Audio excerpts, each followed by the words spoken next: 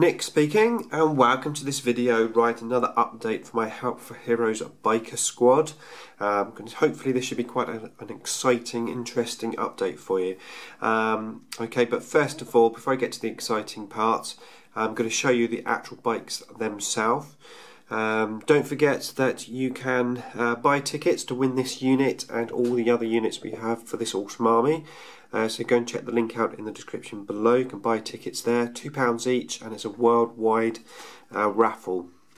Okay, so yes, from the previous video I've now gone in and I've done the red casing of all the bolt guns on the bikes there.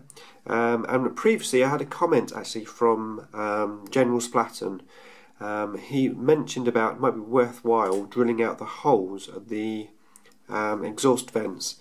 Now I had drilled out the holes of the guns, and I must admit I did consider drilling these out, but I've never really seen anyone do it before, so I didn't bother. But thank you, General, because your comment has inspired me to do it, and it's done, and I'm really happy with these now. I think that looks a lot better, so I'm very, very chuffed about that. Now, if you haven't heard of General Splatton's channel, I suggest you go and check him out. He's an awesome guy, fantastic painter, does loads of great reviews, and he does quite a lot of Kickstarter reviews and things like that. So go and check him out. Put a link in the description below. But yeah, thanks, General, for that. Really, really happy how they're looking. Yeah, it looks a lot better. On the men themselves, I've again base coated all of the guns. I've also done the green trim because we're doing 4th Company Ultramarines, so started the green trims on the shoulder pads. That's that guy, and then look at this pretty cool bolter this guy's holding. Love that, that looks really cool now with that red, brings it out quite nicely. And the plasma pistol, still got some effects to do on the actual plasma section. I've gone for green plasma because I think it's quite a complementary colour to the red. Okay, so yeah, that's what I've done on the bikers. But the exciting part is the banner. Now, I want to do something slightly special for the banner, and I was looking on the internet to see what I could do, and I came across the actual 4th Company's banner, which is this there, which looks pretty cool. And my original plan was to freehand that onto the banner. I wanted to come up with my own design, so this was the design that I made. Did this in Photoshop. That's what I came up with.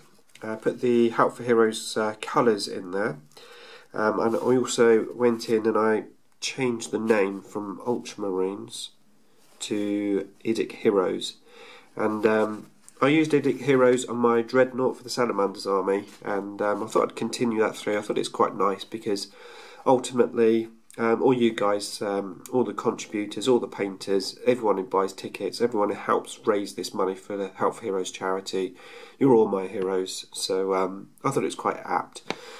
Okay, so I did that, and then went back to the flag, which is here, and as you can see, although this is like an official flag as such, the flag that they supply is totally different. The border of the actual image goes right the way up around the edges, so yeah, it's slightly different. It was a bit annoying, but you know. So what I did next is I resized the image. Let me just show you.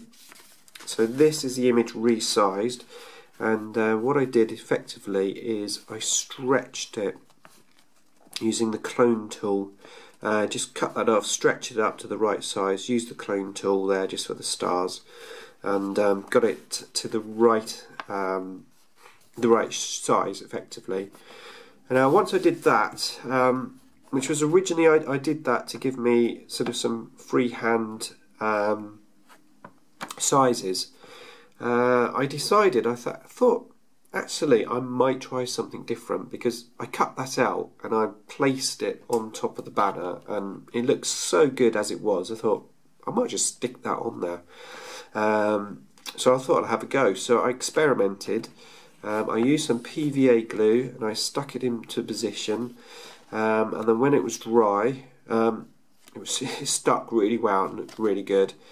What I tried doing is once it was dry, I got some more PVA glue and I put it over the top so that it no longer looked like paper, to give it like a sheen as such, and protect it.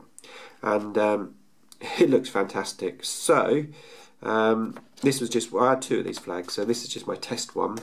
So what I did is, oh, by the way, what I had to do to get the flag on is, I don't know if you can see this at the top, but it's like draping down. So what I did is I cut like a little a circular section out just to match that.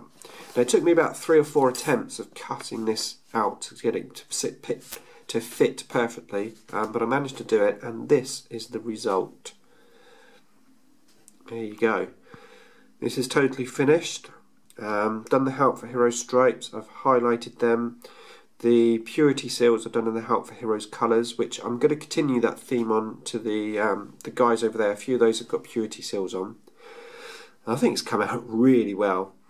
So just to recap, yeah, I put some PVA glue on the underside of the paper, just normal printing paper. I then got it into position and I just pushed it down with my finger. I then got my colour shaper, which is the green stuff tool, which has got that sort of rubber bendy pad, and I effectively pushed the paper into the grooves like this.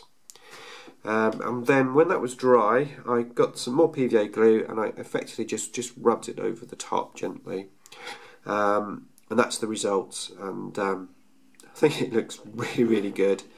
Now before I stuck that on, actually I did do some painting. What I did is the ridge itself, I'd sprayed this black, so the ridge itself I painted grey, and then I went over and I painted that white, because I thought it'd be easier to paint that before I glued on the paper, so I did that.